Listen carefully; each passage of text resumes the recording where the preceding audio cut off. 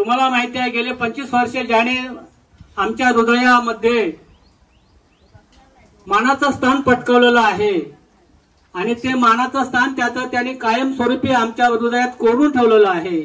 असा आमचा बाप्पा जाऊन 25 वर्ष होत आहे, पण गेल्या 25 वर्षामध्ये त्याला आपण विसरू शकलो नाही, विसरता येत नाही। पावलोपावली ज्याची आपल्याला आठवण येते असा बाप्पा, आणि आज त्याला आपल्यातून जाऊन 25 वर्ष पूर्ण होत आहे आणि 25 वर्षानंतर त्याच्या पुण्यकर्माचा ओहोपोह करण्यासाठी त्यांच्या कुटुंबियांच्या वतीनं आज त्यांचा 25वा स्मृतिदिन साजरा करण्यात येत आहे। परमपूज्य नेते डॉक्टर बाबासाहेब आंबेडकर आजच्या कार्यक्रमाचे विधी करते आणि माझ्या उपस्थित बंधू आणि भगिनी, बाप्पाला जाऊन 25 वर्ष झाली। आता आपले बौद्धाचार्य म्हणाले की 25 वर्ष त्यांची आठवण काढतात। बाप्पा हा असा होता ना की त्याचं तुम्हाला सांगतो एकही दिवस असा आमच्या मनात त्याची आठवण नाही असं नाही। आज त्याच्या कुटुंबाने हा खर्च केलाय, सगळे मुंगवारे त्यांचे भाऊ पुतणे चुलते सगळे आलेले आहेत। हा माणूसच असा होता ना। आता मी त्या सभेला गेलो होतो, आमची सदस्यांची सभा होती, तिथे एक दोघे जण म्हणाले तुम्ही क्रिकेटच्या मॅची ठेवायला पाहिजे होता बाप्पाच्या। तर म्हटलं उन्हाळ्याच्या दिवसात कुठे मॅची ठेवणार क्रिकेटचे, म्हटलं त्याच्याबद्दलची त्यांच्या कुटुंबाच्या मनात सद्भावना होती ती त्यांनी ते सगळ्यांच्या समोर व्यक्त केलेली आहे।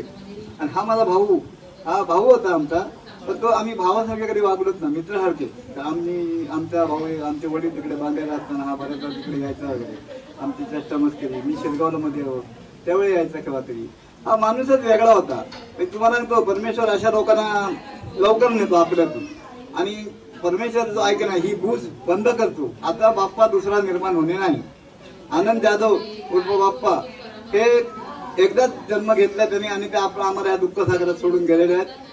तर मी काही जास्त न बोलता, कारण बाकीची मंडळी बोलणारी असतील, मी त्याला माझ्या कुटुंबाच्या वतीने आणि नारिंद्र बौद्ध विकास मंडळाच्या वतीने मी भावपूर्ण श्रद्धांजली वाहतो आणि इथेच थांबतो। जय भीम, जय बुद्ध। बोधिसत्व डॉक्टर बाबासाहेब आंबेडकर यांच्या पवित्र प्रतिमाना आणि विचारांना माझा पंचम प्रणाम। कालकथित आनंद यशवंत जाधव उर्फ बाप्पा याच्या 25व्या स्मृतिदिनानिमित्त त्यांच्या कुटुंबियांनी आयोजित केलेल्या या कार्यक्रमास आजच्या या कार्यक्रमाचे विधी करते, तसेच आजच्या या शोकसभेचे अध्यक्ष, उपस्थित सर्व माझे बंधू आणि भगिनी, आज जवळजवळ 25 वर्ष होतील बाप्पाच्या आठवणी सांगणं म्हणजे ते वेळेची भान ठेवून बोलणं आहे। वयाच्या 39व्या वर्षी तसा फारसा मोठा आजार नव्हता। आज टेक्नॉलॉजी पुढे गेली आहे, तेवढी टेक्नॉलॉजी त्यावेळी त्याच्या आजाराला पुरेशी पडली नाही। मामूली आजार होता की हृदयाला फुफ्फुसाला असणारे जे वॉल होते ते डॅमेज झालेले होते। त्यांच्या वडिलांनी तसेच आमचे पुतणे विजय यांनी प्रयत्न केले। सायन हॉस्पिटलला ऑपरेशन थिएटरमध्ये त्यांचं ऑपरेशन करण्यासाठी घेऊन गेले आणि आमच्याच गावचे गोरे डॉक्टर हे ऑपरेशन करणार होते। थिएटरमध्ये घेऊन गेले आणि लाईट गेली। तो घाबरला आणि थिएटरमधून बाहेर आला की मला आता ऑपरेशन करायचंच नाही असं म्हणून आपल्या वडिलांना तो घेऊन गावी आला। आजच्या टेक्नॉलॉजीमध्ये ते किरकोळ ऑपरेशन आहे, पण त्यावेळी त्याने जो ती लाईट गेलेली ना, आता आपलं काही खरं नाही अशा भावनेने तो गावी आला। त्यानंतर वेळोवेळी त्या डॅमेज झालेल्या हॉलचा त्याला त्रास व्हायचा, परंतु ऐन तारुण्यात त्याने ते आपल्या ताकदीच्या जोरावर पेलून नेलं आणि हळूहळू ते हॉल डॅमेज होत गेले। त्याच्या कुटुंबाने जे जे काही प्रयत्न करता येतील, औषधोपचार करता येतील, जे जे काही करता येईल ते सर्व केलं आणि आजचा दिवस 25 वर्षापूर्वी बाप्पा आम्हाला सोडून गेला। या 25 वर्षात एकही अशी घटना नाही की त्याची आठवण नाही. खेळ असू देत, सामाजिक कार्य असू देत, कोणाचं वैयक्तिक कार्य असू देत, तिथे बाप्पा पाहिजे होता असं प्रत्येकाला वाटतं. म्हणजे आम्हालाच नाही, गावात सुद्धा वाटतं. आताच लोक बोलून गेले ना की बाप्पाच्या स्मरणार्थ क्रिकेटच्या स्पर्धा आयोजित केल्या पाहिजे होता. म्हणजे क्रिकेटमध्ये या दशकृषीमध्ये बाप्पाचं योगदान किती होतं यावर आपल्याला लक्षात येईल. कबड्डी म्हणू नका, क्रिकेट म्हणू नका, व्हॉलीबॉल म्हणू नका, अशा विविध खेळात तो अष्टपैलू म्हणून खेळाडू वावरत होता. सामाजिक क्षेत्रात कुणावरही प्रसंग येऊ देत त्याने वेळ बघितली नाही. रात्री अपरात्री धावून जाणं एवढंच त्याला माहित होतं. दुसऱ्याच्या प्रसंगाला मदत करणं एवढंच त्याला माहित होतं. आणि अशा या परिस्थितीत नारिंगऱ्यामध्ये सब पोस्ट ऑफिस निर्माण झालं. त्या ठिकाणी त्याला नोकरी मिळाली. त्या काळात त्याला महिना 600 रुपये पगार होता. पण ती त्याने पगारासाठी नोकरी केली नाही, तर नोकरीतून समाजसेवा करता येते, प्रत्येकाच्या दारापर्यंत पोहोचता येतं, लोकांना भेटता येतं. अशा 600 रुपयासाठी इथे त्याने दिवस काढले आणि आपली नोकरी प्रामाणिकपणे करण्याचा प्रयत्न केला. नोकरी करत असताना कोणाच्या 5 पैशाला हात लावला नाही. आणि तीच पद्धत त्यांची पत्नी तशाच पद्धतीने आज नोकरीमध्ये वावरते आहे की आपल्या नवऱ्याच्या नावाला कुठेही गालबोट लागता कामा नये. त्याने जशी सर्व्हिस केली, नोकरी केली आयुष्यभर म्हणजे वयाच्या 39व्या वर्षापर्यंत. हे वय काय खूप नाही आहे. आणि अशा या तरुण वयामध्ये तो सर्व कुटुंबाला आम्हाला सोडून गेलेला होता. आज प्रत्येक ठिकाणी साधी विहिरीचं काम करायचं आलं तर बाप्पा पाहिजे होता, विहीर उपसाला बाप्पा पाहिजे होता, कुठे झाडावर चढायचं आलं तर बाप्पा पाहिजे होता, कुठे काम असेल वाडीतलं तर बाप्पा पाहिजे होता. म्हणजे त्याने असं माझं किंवा तुझं की परके पण असं कोणत्याच बाबतीत ठेवलं नाही. आणि म्हणून त्याची आम्हाला सतत आठवण येत राहते, वेळोवेळी आठवण येत राहते. कमी पगार असून सुद्धा त्याने आपलं कुटुंब सांभाळलं. त्यांची मोठी मुलगी इयत्ता 5वीत होती. 2 मुलगे त्याच्याही पेक्षा लहान होते. अशा अवस्थेत आमच्या बहिणीने म्हणजे नंदाने कुटुंबाच्या मदतीनेच, विशेष करून विजयच्या मदतीने हा संसार पुढे रेटण्याचं काम केलं. आणि काही वर्ष जात नाही तोपर्यंत त्यांचे बंधू अशोक यांचं अकाली तरुणपणात निधन झालं. आणि अशोकच्या पत्नीने सुद्धा आपल्या जावेच्या पावलावर पाऊल ठेवून आपल्या मुलांना जसे जमेल तसं त्या परिस्थितीत चांगल्या प्रकारचं शिक्षण दिलं, आज मोठं केलं. अशोक सुद्धा सिव्हिल इंजिनियर होता. रत्नागिरीच्या गव्हर्नमेंट कॉलेजमध्ये तो शिकत होता, हॉस्टेलमध्ये राहून शिकत होता. आणि त्या काळात अशोक म्हणजे त्या काळातला कम्प्युटर होता, इतका हुशार होता तो. शिक्षकांनी प्रश्न विचारण्या अगोदर अशोकचं उत्तर तयार असायचं. वाडीतच नव्हे तर गावात हुशार होता तो. आणि अशा ह्या हुशार आमच्या अशोकचं सुद्धा अकाली निधन झालं. आणि आम्हाला दुसरा धक्का बसला. जर आज बाप्पा आणि अशोक असते तर ह्या कुटुंबाची आणखी उत्तरोत्तर प्रगती झाली असती. म्हणजे अशोककडे बुद्धी होती. बाप्पा आमचा शिकलेला नव्हता, 10वी नापास होता. ITI केलं त्यांनी सावंतवाडीला. प्रेस म्हणजे त्यावेळी ते खेळाचा कोर्स होता, अक्षर टाईप करण्याचा, तो त्याने कोर्स केला होता. काही कालावधीमध्ये बँक ऑफ महाराष्ट्र जामसंडे शाखा, बँक ऑफ महाराष्ट्र आचरा शाखा या ठिकाणी त्याने काम केलेलं होतं. तिथे सुद्धा त्याने कामाच्या बाबतीत कोणत्याही प्रकारची हयगय केली नाही. तिथे सुद्धा तिथल्या लोकांची मनं जिंकली.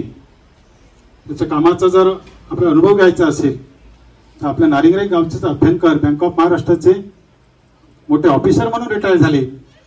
ते आजही त्यांची आवर्जून आठवण काढतात की बँकेत असताना बाप्पा कसा काम करायचा ते. अशा प्रकारे बाप्पाबद्दल बोलण्यासारखं खूप आहे, पण वेळेअभावी आपण ते बोलू शकत नाही. मी माझ्या वतीने, माझ्या कुटुंबाच्या वतीने कालकथित आनंद यशवंत जाधव उर्फ बाप्पा याच्या 25व्या स्मृतिदिनानिमित्त भावपूर्ण श्रद्धांजली आदरांजली अर्पण करतो आणि मी इथेच थांबतो. नंबर 1चा आमच्या वाडीमधला तो एक विद्यार्थी होता. तसंच अशोक सुद्धा, अशोक हा इंजिनियर पर्यंत गेला. त्यानंतर आता मध्ये मी का बोललो की त्यांना मी माझ्या हाताने मारलेला आहे शाळेत जाण्यासाठी, आणि त्याची मला सतत आठवण होते की त्याच्यानंतर तो जो लागला मार्गाला तो इंजिनियर पर्यंत गेला. बापामध्ये 10वी पण नापास झाला, पण बापा कसा हा प्रथम मुलगा, त्याच्यामुळे तो दादा हा दादामध्येच राहिला. पण अशोकने आपला झेंडा नेणं अक्टेपार केला. पण अशोकच्याही आयुष्यात अल्पवय आलं आणि तोही आम्हाला सोडून गेला. तर ह्या दोघा भावांना माझ्याकडून, माझ्या कुटुंबाकडून आदरांजली आणि श्रद्धांजली अर्पण करून मी माझे 2 शब्द संपवतो. जय भीम. भारतीय घटनेचे शिल्पकार महामानव डॉक्टर बाबासाहेब आंबेडकर या दोन्ही व्यक्तींना मी त्रिवार अभिवादन करतो. त्याचप्रमाणे नारिंगरे बौद्ध विकास मंडळ मुंबई व गाव शाखा कार्यकर्ते सभासद, तसेच महिला मंडळ कार्यकर्ते सभासद, त्याचप्रमाणे आजच्या विधीचे जाधव साहेब, आज आपण या कालखंडीत आमचे युवाई आनंद यशवंत जाधव यांच्या 25व्या स्मृती दिनानिमित्त आपण इथं जमलो आहोत.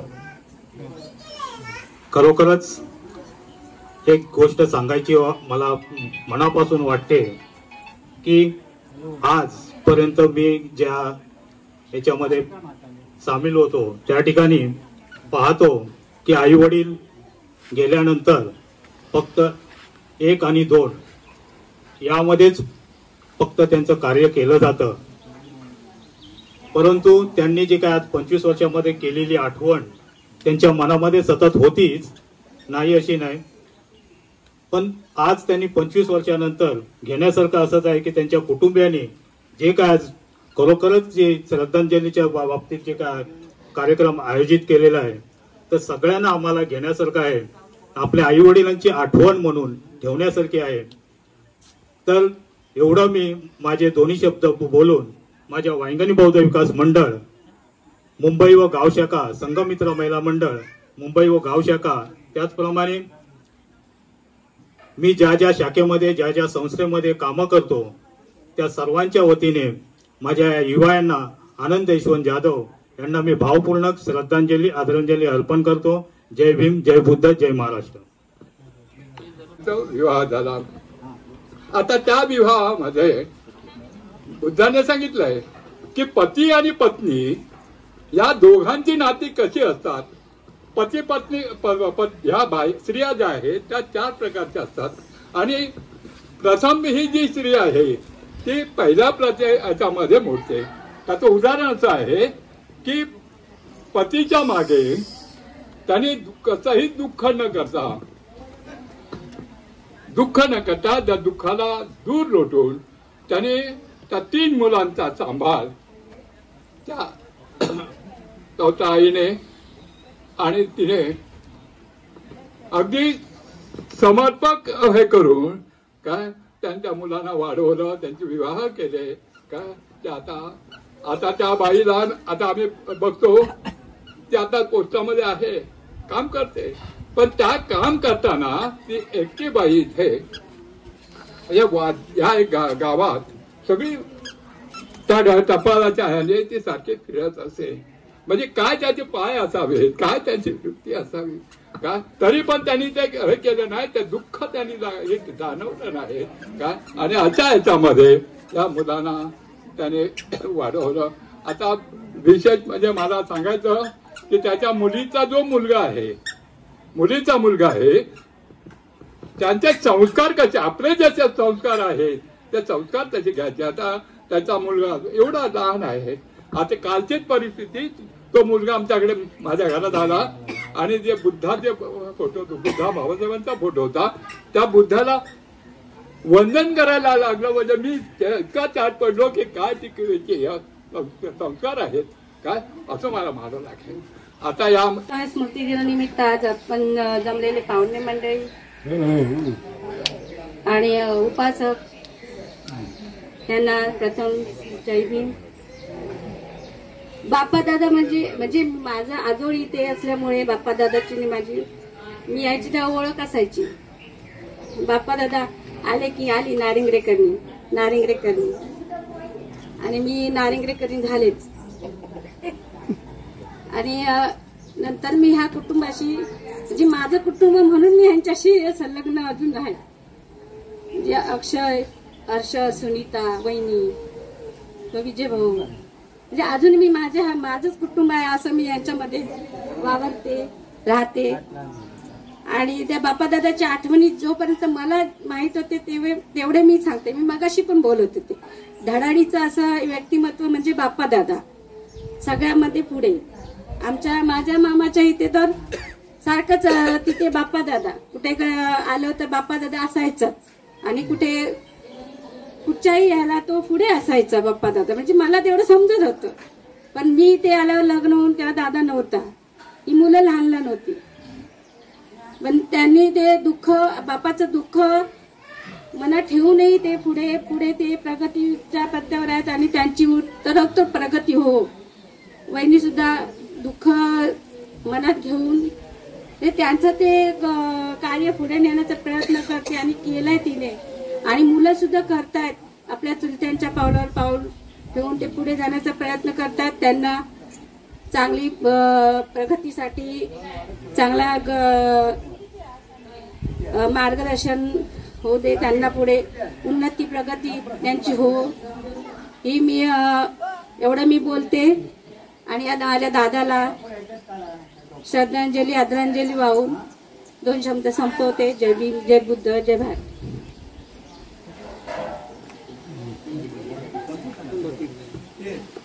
बाप्पा दादाबद्दल कुटुंबातील जर कोणाला आपले मनोगत व्यक्त करायचे असतील त्यांनी थोडक्यात मनोगत व्यक्त करायला हरकत नाही.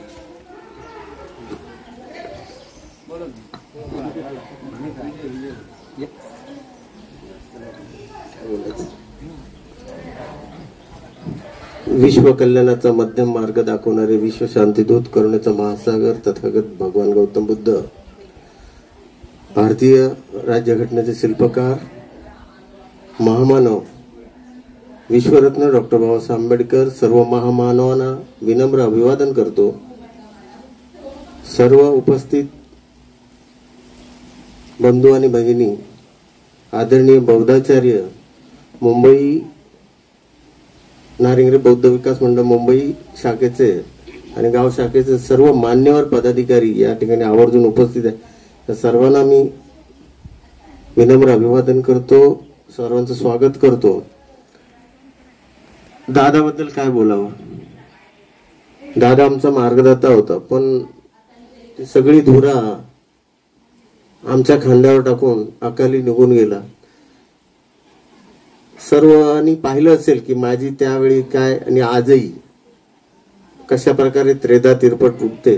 पण हा संसाराचा गाडा बाबासाहेबांनी सांगितलं होतं ना, मी समाजाचा गाडा इथपर्यंत आणलाय, तो जमत असेल तर पुढे न्या, नाही तर आहे त्या ठिकाणी ठीक आहे.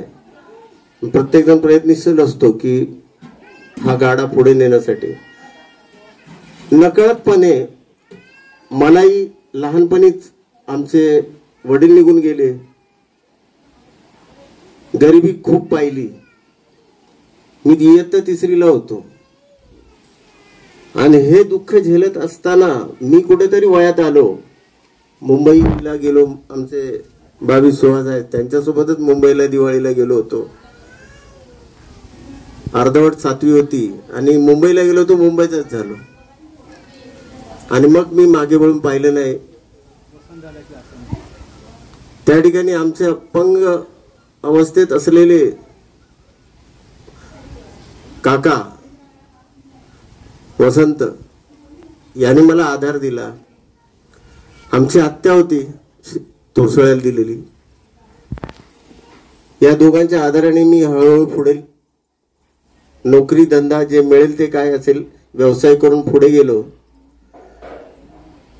आणि त्याच वेळी एकावर एक धक्के जे मला मिळत गेले ना ते न विचारण्यासारखेच आहेत. आमचा दादा गेला. मी नुकतीच पोलीस खात्यामध्ये एंट्री केली होती, 2-3 वर्ष झाली होती. आणि दादा अचानक आजारी पडला. आनंद आमचा आहे त्यांनी सांगितलं की मुंबईला ज्यावेळी मी शिक्षण घेत होतो त्यावेळी ह्याच्या औषधोपचारासाठी खूप प्रयत्न केले. म्हणजे वॉल बदली करण्याचं सगळं जे आहे ना ते सगळे पद्धतीने मी कागदोपत्री व्यवहार केले होते. मी ट्रस्टी, जर आपल्याला निधी कमी पडला, पैसे कमी पडले तर मी ट्रस्टींना पत्रव्यवहार केले होते. त्यांची पत्र पण परत आली की तुम्हाला किती हवंय काय हवंय. तोपर्यंत दादा घाबरून गावी आला तो गावचाच झाला. नशिबाने त्याला पोस्टामध्ये नोकरी मिळाली. नोकरी करून सगळ्यांशी हसून खेळून राहायचा. पथ्यपाणी थोडस होतं पाळायचं, पण कदाचित त्यांनी त्यावेळी ती दुर्लक्ष केलं प्रकृतीकडे. आणि लग्न झालं, 3 अपत्य झाली. आणि लहान असतानाच तो अर्धवट आम्हाला सोडून गेला. मला जमेल तेवढं या कुटुंबाला, माझ्या कुटुंबाला मी सहकार्य करण्याचा, साथ देण्याचा प्रयत्न केलेला आहे. त्यानंतर आमचा इंजिनियर अशोक तोही गेला. 2 सख्खे भाऊ अचानक गेल्यामुळे माझ्यावर फार मोठं दडपण आलं होतं. या कुटुंब, लहान मुलं, त्यांचं पालन पोषण, त्यांना कुठेतरी मार्गी लावायचं हा एकच मनी ध्यास होता. माझ्यापर्यंत मी प्रयत्न केलेले आहेत. मुलं आज जाणती झाली, नोकरी धंदा करतात, विवाहित झालेली आहेत. दादाची 3 मुलं विवाहित झालेली आहेत, पुढचा संसार करतायत. अशोकची 2 मुलं अजून अविवाहित आहेत. मुलगा इंजिनियर झालाय, मुलगी पण बीकॉम झाली आहे. आता दोघेही मुलं जॉब करतात. ही 5 मुलं आपापल्या व्यवसायामध्ये आहेत. आज त्यांनी आपल्या आई ज्या आईने आतापर्यंत कष्ट काढलेले आहेत त्या आईवर सर्वांनी जास्त प्रेम करा. कारण दुहेरी भूमिका आईने बापाची या आईने घेतलेली आहे तुमच्या बाबतीत. पुढे जात असताना मागे वळून पहा. लग्न झालं म्हणजे आपल्या संसारातच न राहता आईचं संगोपन झालं पाहिजे. आज ती नोकरी करते, आज उन्हातानातून गावभर फिरते, तर तुम्ही तिच्यावर लक्ष ठेवा, तिच्यावर दुर्लक्ष करू नका. माझं लक्ष तुमच्यावर सगळ्यांवर आहे हे विसरू नका. आणि या कुटुंबाची मी हयात असेपर्यंत जेवढी जमेल तेवढं मी त्यांना सहकार्य करत राहीन. सगळे भाऊ आहात तुम्ही, कुटुंब जोडून ठेवा. सुनाना विनंती आहे माझी की ज्या पद्धतीनं आम्ही जोडून ठेवलंय त्या पद्धतीनं तुम्ही हा संसार जोडून ठेवा. आपली माणसं जवळचीच नेहमी कामाला येतात हे विसरू नका. मनात काही क्लेश न ठेवता आपला संसार करा. आमच्या सगळ्यांचे आशीर्वाद तुमच्या पाठीशी असतील. दोन्ही वहिनींना सांगतो की तुम्ही काही काळजी करू नका, तुमच्या पाठीशी मी आहे. आणि पुढचा आपण जो आहे वाटचाल ती करू. आज दादाची 25वी स्मृतिदिन आपण या ठिकाणी साजरा केला. खरंच मुलांनी हा म्हणजे त्यांच्या डोक्यात आलं, मला सांगितलं, मी मुंबईवरून राजा घेऊन कुटुंबाचा आलो.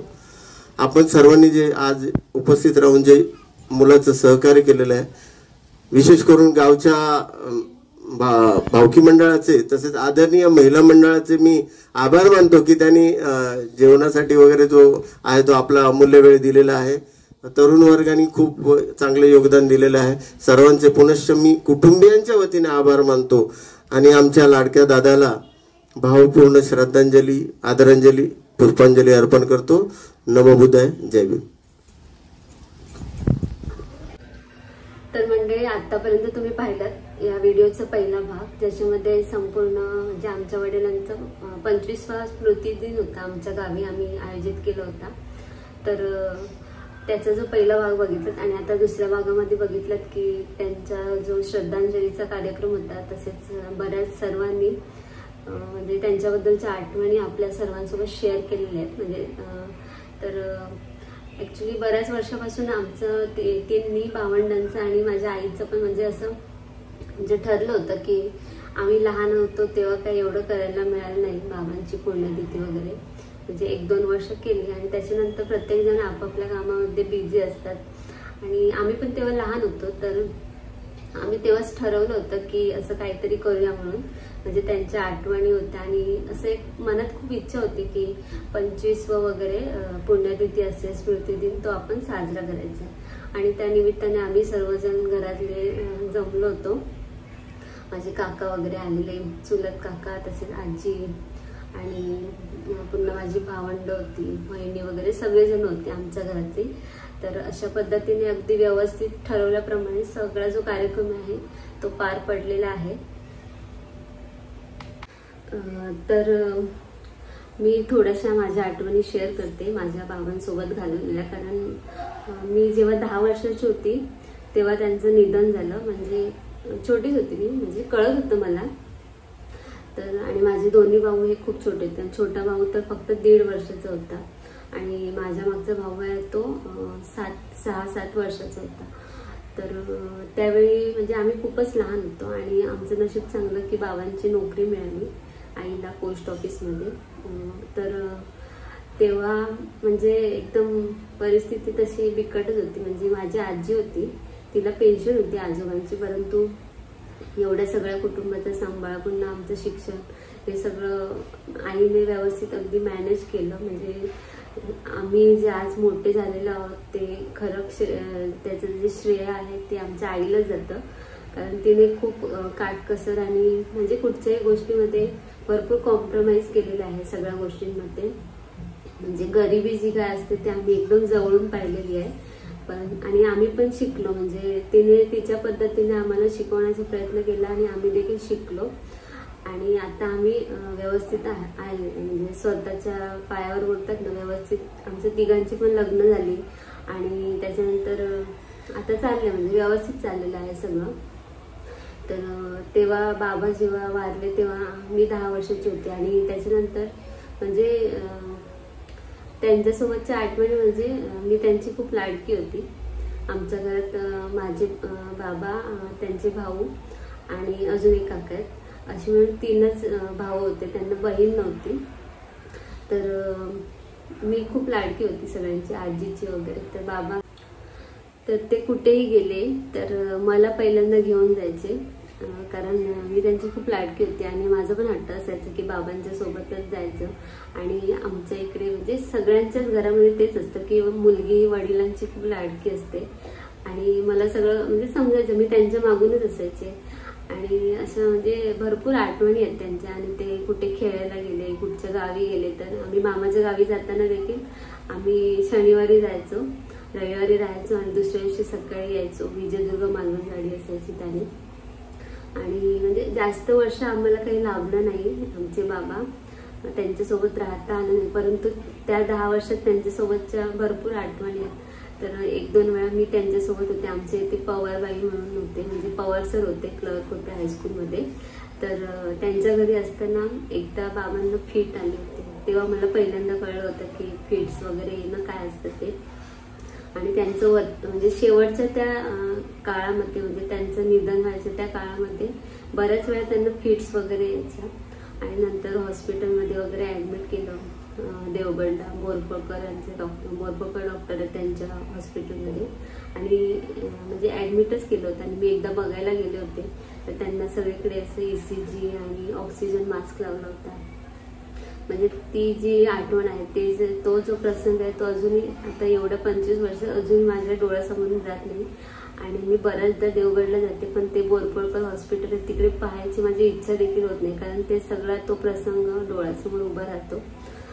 आणि म्हणजे ह्या आणि बाबा गेल्यानंतर आमचे जे घरातले सर्व सदस्य आहेत, म्हणजे कुटुंबातले माझे काका, ज्यांना तुम्ही ओळखता, विजय काका, जे आपल्या बऱ्याचशा व्हिडिओमध्ये तुम्हाला दिसलेले आहेत. आणि त्याच्यानंतर त्यांनी आम्हाला भरपूर एक बोलतात ना, एक जे मार्गदर्शन असते, कोणाचं तरी आपल्या पाठीवर हात पाहिजे, असं मोलाचा हात त्यांनी आम्हाला दिलेला आहे. त्यांचं खूप म्हणजे काकांनी भरपूर आम्हाला असं म्हणजे कधी बाबांची आठवणच येऊ दिली नाही.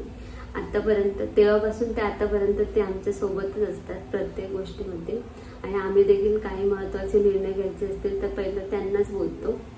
आणि त्याच्यानंतर आमच्या बाबांचे काका होते, ते इन्कम टॅक्समध्ये ऑफिसर होते. पुन्हा दुसरे अजून एक काका आहेत. तर ते दोघांनी देखील आमचे बाबा गेल्यानंतर आईला चांगल्या पद्धतीने म्हणजे असं जे मार्गदर्शन करतात.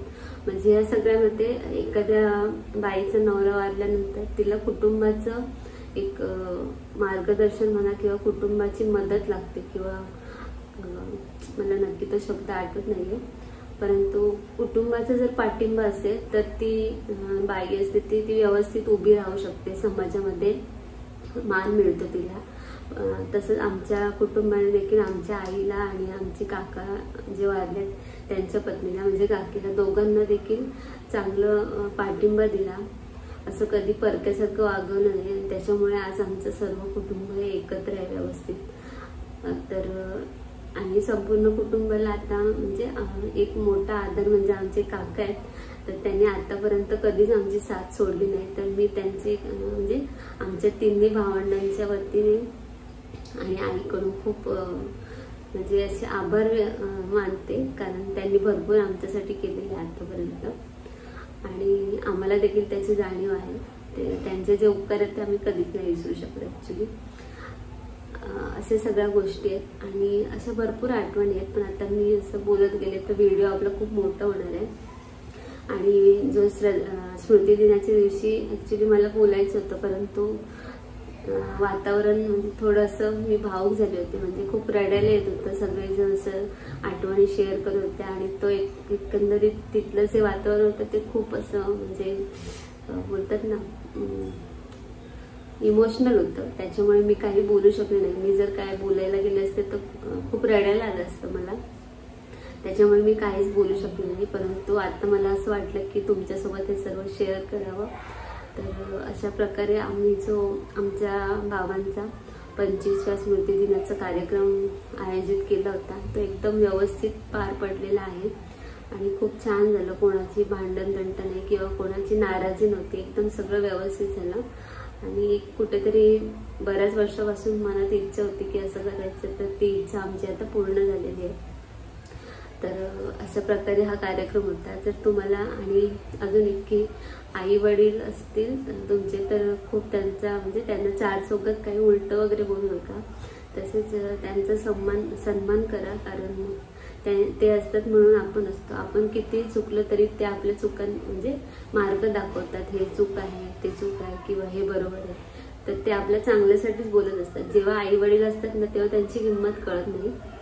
परंतु जर ते नसतील तर खूप म्हणजे सगळी नाती विकत घेता येतात पैशाने, परंतु आई वडिलांची प्रेम माया आपुलकी हे कधीच नाही विकत घेऊ शकत. त्याच्यामुळे आपले जर आई वडील असतील तर त्यांना कधी दुखवू नका, कारण खूप फरक पडतो. कारण आमचे बाबा आता म्हणजे आता नाही आहेत आमच्यामध्ये, परंतु त्यांच्या ज्या आठवणी आहेत त्या आमच्यासोबत राहतील कायमच. परंतु मधल्या काळात अनेक असे सुखदुःखाचे प्रसंग आले तर असं कुठेतरी वाटायचं की ते हवे होते सोबत आमच्या म्हणून. तर तेच एक आहे मनामध्ये खंत. पण ठीक आहे, ते जिथे असतील तिथून बघत असतील हे सगळं. तर असा हा कार्यक्रम होता आणि आय होप की तुम्हाला म्हणजे तुम्ही पण बघितलं असेल की कसं झाला कार्यक्रम. तर ठीक आहे, हा व्हिडिओ तुम्हाला आवडला तर नक्की या व्हिडिओला लाईक करा आणि कमेंटमध्ये सांगा कार्यक्रम कसा झाला. आणि जर माझ्या वडिलांना कोण ओळखत असेल तर तुम्ही पण तुमच्यासोबतच्या ज्या आठवणी आहेत त्यांच्याबद्दलच्या त्या शेअर करू शकता कमेंटमध्ये. तर चला, मी आता तुमची रजा घेते आणि माझ्या चॅनलला जर तुम्ही नवीन असाल तर नवनवीन व्हिडिओ बघण्यासाठी नक्की चॅनलला सबस्क्राईब करा आणि सर्वांनी आपली काळजी घ्या. धन्यवाद.